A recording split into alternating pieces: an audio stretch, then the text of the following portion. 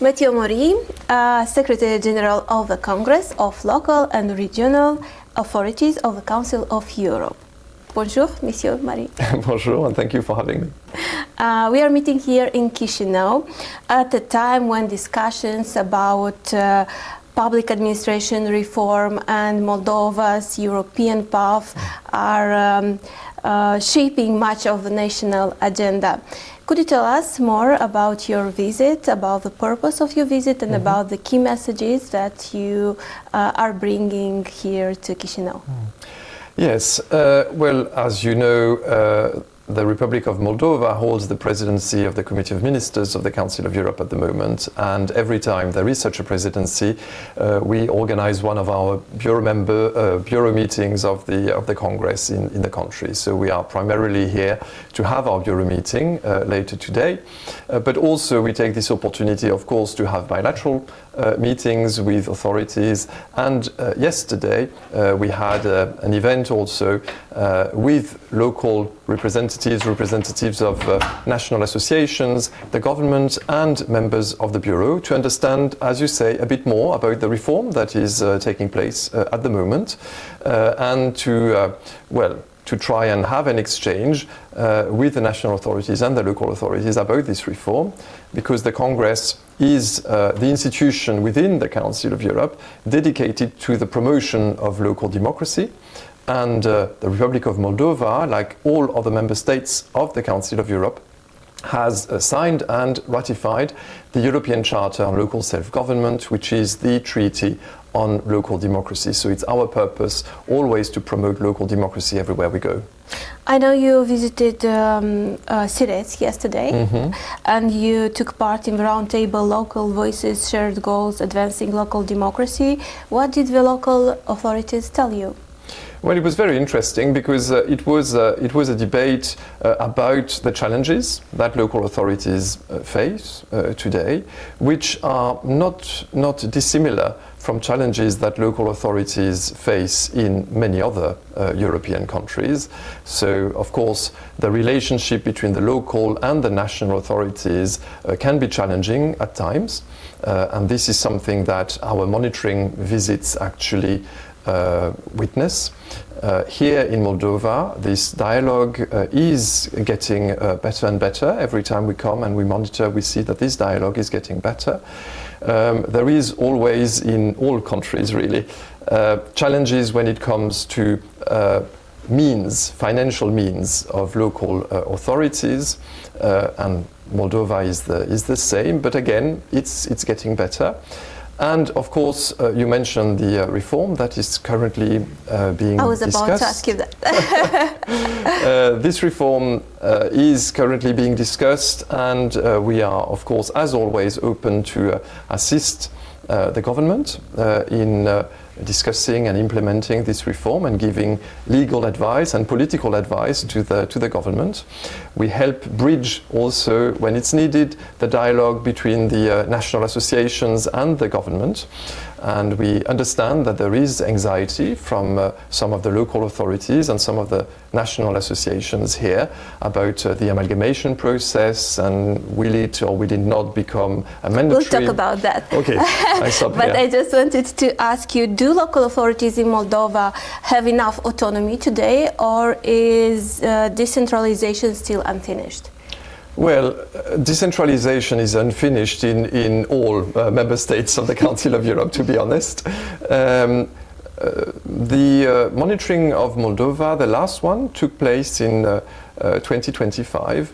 And the conclusions of the monitoring was that there had been very, very much good progress on the level of autonomy. But the monitoring also stressed that there could be better financial means, better fiscal decentralization, and indeed amalgamation is a topic, a hot topic, not only in Moldova but in many places.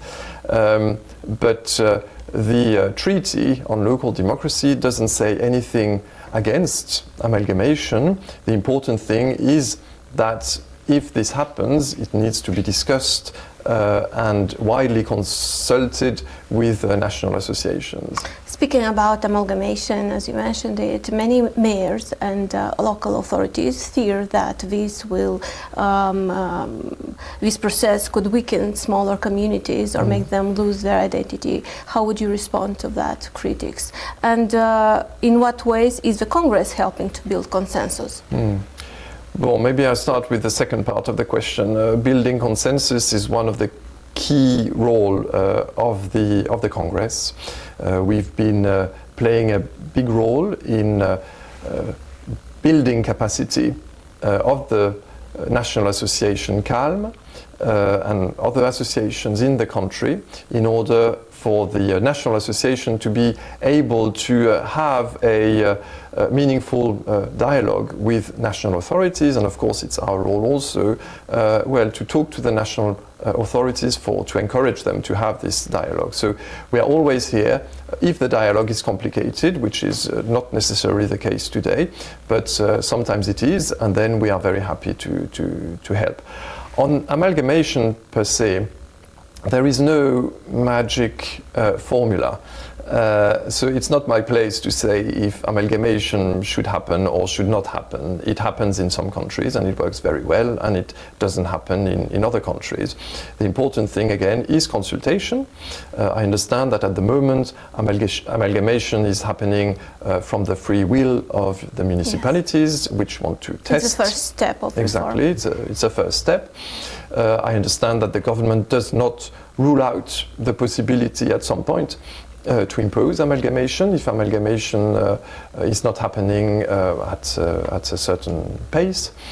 So as long as there is consultation, it's not my place to say if it should happen or should not happen. Again, in the Treaty on Local Democracy, there is nothing against. The important thing is consultation, and each country is different. So it's for each country to determine what would work best for them. But what about these myths that it can lead to losing identity of the small villages, for example? How would you respond to that? Well, you know, I think if I take my personal example, I'm French, and in France we have 36,000 municipalities, which is an enormous amount. Impressive. It's the biggest amount in Europe. And so I understand how municipalities and small municipalities are terribly attached to their identity.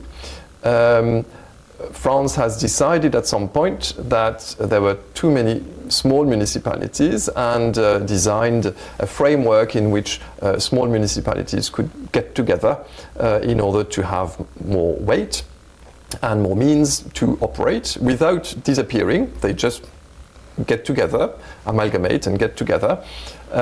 It took some time, but I think no one today would go back. Everyone has realized that it was more effective for the smaller communities, and they have not lost their identity. So I'm sure Moldova will find a way, its way, to make that happen without threatening the personality of the municipalities. But with just a year and a half until the next local elections, is it enough time to fully implement Moldova administrative territorial reform so that new units, powers and resources are in place before the vote? You're right in saying that, and this is good practice from that we promote, not to push for reforms just before an election. Now, I must say that when we say that, we mean not to change the legislation, a few months before the election. I mean, 1 year seems reasonable to. It's a long enough time before the election for people to get used to it. So I wouldn't be too worried. I wouldn't be too worried about that, and I hope. For the next election next year that we will receive an invitation to observe those elections, since this is also part of the mandate of the Congress. Mathieu Mori, Europe is facing growing political polarization, and Moldova is no exception. In this context, how can mayors and local authorities help reduce political divisions in communities where people are deeply split over major issues?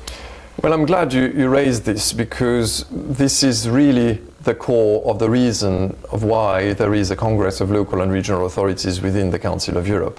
The Council of Europe, as you know, is an intergovernmental organization, but yet from a very, very early stage, the Council of Europe decided that it was very important to have the voice of local authorities. Why? Because it's at local level that there is the highest trust between citizens and their political representatives. In all European countries, all surveys show that the highest level of trust in public action is at local level. So we believe at the Council of Europe very much that if you manage to preserve this very special link between citizens and their local political leaders, well, that you do something right for fighting polarization. And if we lose this link of trust, then I think we will be in deep trouble.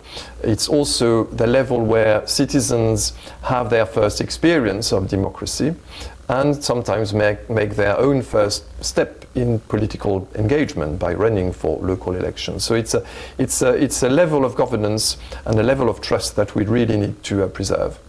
I would like to ask you specifically about Găgăuzia region, because their relations between central and regional authorities have at time been tense. So how can dialogue and multi-level governance mechanisms help prevent political fragmentation and strengthen national cohesion? Well, first of all, I should say that within the national delegation of the Republic of Moldova to the Congress, there has been historically a representative of Găgăuzia. The national delegation will be renewed in March this year, and I trust that there will again be a representative. So that's a useful link for us to hear the preoccupation of Găgăuzia. There has also been a tradition to observe elections in Găgăuzia. So we have a working relationship that works quite well within the Congress. And at the Council of Europe level, be it in the Republic of Moldova or elsewhere, we also witness that sometimes when the dialogue is complicated at the national level, at the local level, because local politicians face the same challenges and they manage to have a dialogue that sometimes lead also to help the dialogue at national level. So we always promote this dialogue at local level in the hope that it will trigger also further cooperation at national level.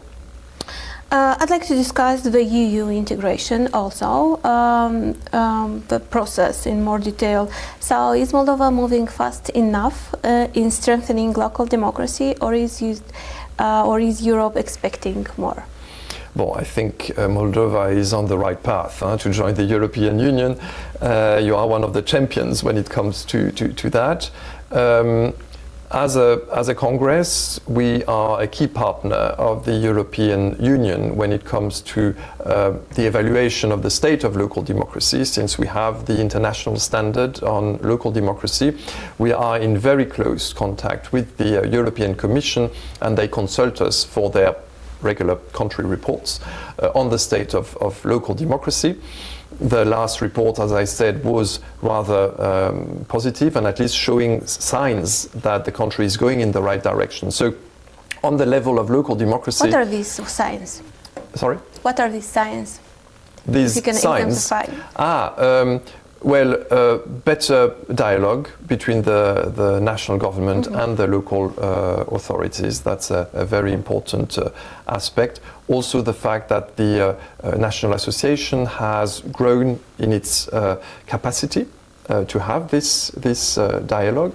We also see that the local authorities are slightly and slowly getting more financial means. It's not enough, but the trends are positive. So we see positive signs, and we see that those signs also align with the recommendations from the previous reports. So we see political will to implement reform that the Congress and the Council of Europe are promoting. And in that sense, I have no doubt that at least on the chapter on local democracy, the conclusions will be positive. But 5 years from now, what would make you say that Moldova truly succeeded in building strong local democracy? Well, I mean, I think if in 5 years' time we see better local autonomy in terms of finances, that would be ideal. If we see that local autonomy, local authorities in 5 years have the actual own financial means to implement the policies they are in charge of implementing, I mean that would be ideal, and in that sense, I'm quite confident, to be honest. So this is our homework. Exactly. It's the homework of most countries, believe me. Thank you so much, Mathieu Mori, for this valuable insight. Thank you very much.